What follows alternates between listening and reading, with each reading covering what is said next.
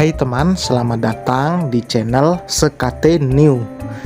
Jangan lupa pada teman-teman untuk like, komen, dan subscribe supaya tidak ketinggalan update dari channel ini. Mimin ucapkan terima kasih. Selamat menyaksikan. Sepasang pengantin baru sedang berada di kamar, usai mengantar kedua orang tuanya. Mereka sedang menikmati hari-harinya di ranjang. Semua tampak baik-baik saja. Tak terlihat sedang menghadapi suatu masalah. Seolah tak ada lelah dan tak mengingat waktu. Keduanya tampak asyik memerankan perannya di ranjang indah mereka. Bermandi peluh dan keringat, di bumbung hasrat tertinggi. Aku yakin setelah ini kita akan melewati hari-hari yang indah. Tapi akan kasih jabatan yang paling tinggi di kantor. Ucap Andira usai membersihkan diri, menyisiri rambutnya yang masih basah. Nathan beranjak, kemudian memeluknya dari belakang. Makasih ya sayang, kamu udah jadi istri yang penurut. Dikecupnya jenjang leher wanita itu bertubi-tubi. Seketika suara Andira mengeluh geli. Mereka mengira akan hidup enak di rumah itu. Semua kebutuhan dipenuhi oleh Samir tanpa bingung lagi untuk bertahan hidup. Sedangkan bekerja cuma untuk formalitas semata, selebihnya hanya bersenang-senang seperti yang ada dalam bayangan. Mereka tidak pernah tahu kalau Samir sudah menyiapkan sesuatu yang pastinya bisa membuat keduanya bisa berpikir keras, memeras otak agar bisa tetap bertahan hidup menghadapi kerasnya hidup di Jakarta. Mengingat itu dilakukan agar Andira bisa belajar bagaimana cara menghargai waktu untuk kegiatan yang positif, dan mengajarkan Nathan tidak ada yang instan jika ingin meraih kesuksesan. Semuanya harus dimulai dari nol, dan harus bekerja keras untuk mencapainya. Selama ini apapun yang keluar dari mulutnya, pasti selalu tersedia. Apa yang ditunjuk pasti jati miliknya.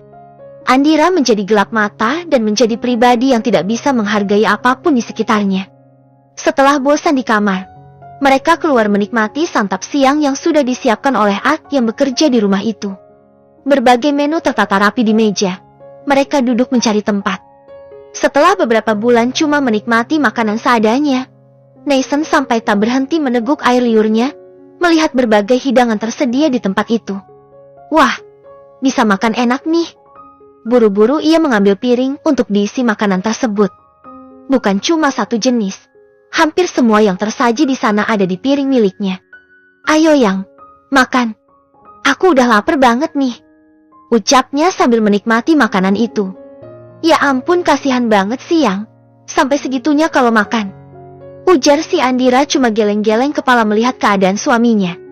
Kamu tahu sendiri kan, Yang, kalau aku hampir tiap hari makan mie instan. Kalau mengingat hidupnya beberapa bulan terakhir, rasanya ia ingin menyerah dan pulang ke kampung halaman. Ya berhubung karena ada tujuan, ia bertahan untuk hidup enak ke depannya. Dan sekarang terbukti apa yang ia incar, sudah nyata di depan mata. Tinggal di tempat yang mewah, bisa menikmati fasilitas yang ada, dan yang paling penting bisa makan dengan enak. Belum setelah ia berhasil menjadi pimpinan perusahaan nanti, dia bisa melakukan apapun sesukanya. Ini semua gara-gara Cantika. Umpat Nathan, mengeratkan rahang kalau ingat mantan istrinya. Yang tunggu dulu, ngomong-ngomong soal Cantika. Ingat enggak, kemarin dia datangkan di pesta kita. Andira cuma heran melihat penampilan Cantika yang berbeda. Kok bisa dia datang dengan penampilan kayak gitu? Dapat uang dari mana coba? Elegan banget, sumpah. Aku juga heran, kok bisa ya? Sekelimat tuduhan buruk terus saja ada di kepalanya. Andira menyangka kalau ada seseorang yang memungut mantan istri dari suaminya itu. Kayaknya dia jadi simpanan om-om kesepian gitu deh. Terkanya sangat yakin.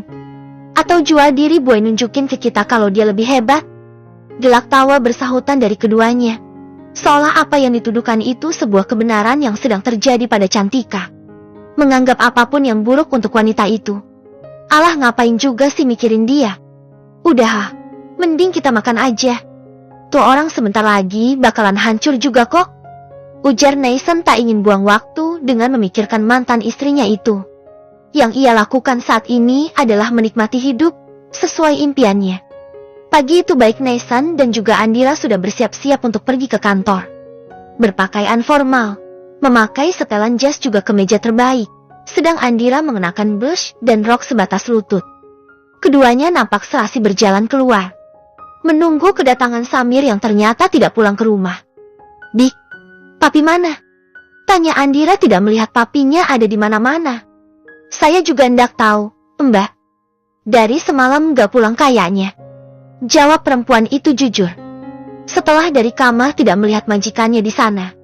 "Ya udahlah Yang, kita berangkat duluan aja," ajak Nathan dengan percaya dirinya, menggandeng sang istri keluar rumah. Sampainya di depan, mereka tidak melihat mobil Andira terparkir di bagasi. Mobil milik papinya juga tidak ada di sana. Andira panik dan bergegas menelpon supirnya. "Di mana Pak?" tanyanya ngamuk. "Bapak ngerti nggak kalau saya harus pergi ke kantor?" Sementara lelaki itu cuma bisa geleng-geleng kepala mendengarnya. "Saya sudah dibebas tugaskan oleh Pak Samir buat jadi supir Mbak Andira," jawab lelaki itu terpaksa berbohong. "Saya sudah balik kampung, Mbak." "Terus mobil saya di mana?" tanya Andira lagi, tak peduli dengan keluhan supirnya itu. "Dijual, Mbak," jawab lelaki itu lagi-lagi harus berbohong. "Apa? Dijual?" Perlahan handphone yang ada di tangannya merenggang. Nyaris saja jatuh mendengar kabar barusan. "Kenapa, sayang?" tanya Nathan. Andira memasang wajah panik. "Mobil aku dijual sama papi, Yang," jawabnya lesu. "Kenapa papi jadi kayak gini sih?" Nathan berusaha untuk meredam kepanikannya dengan cara menghibur diri.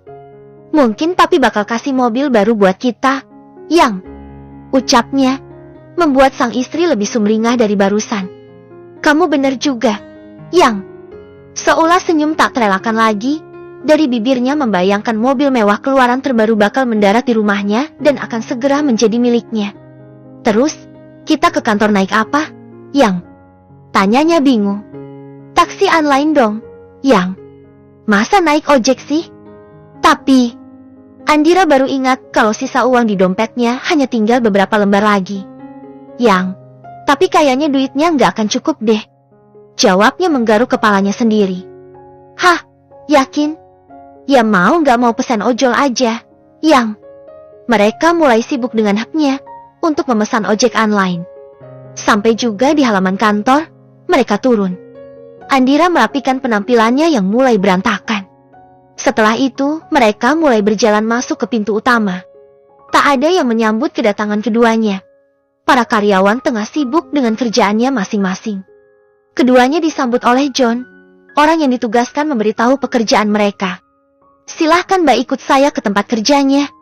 "Mbak," ujar lelaki itu tertuju pada Andira. "Untuk Masnya bisa tunggu di sini." Mereka berdua berjalan menuju ruangan paling ujung yang berada di lantai bawah. Andira mulai bertanya-tanya dalam hati, merasa ada sesuatu yang lain dari penyambutannya di kantor ini. "Ngapain juga kita kesini?" tanyanya, merasa jijik bertemu dengan para Oh dan Obe di tempat itu. Mbaknya nanti juga tahu. Tak berapa lama seorang perempuan datang membawa ember dan alat pel juga pakaian seragam Oh.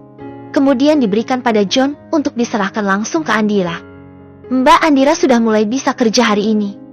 Ini seragamnya, silahkan dipakai, dan ini peralatan kerjanya." "Apa maksud kamu ngasih saya beginian?" tanyanya mendelik. Sinis.